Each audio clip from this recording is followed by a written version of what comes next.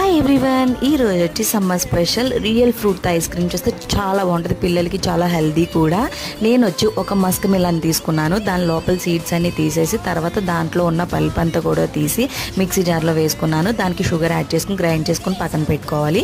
అలాగే ఈ లోపు మనం కస్టర్డ్ పౌడర్ 2 టేబుల్ స్పూన్ పాలలో వేసుకుని కలుపుకుని అది పక్కన పెట్టుకోవాలి.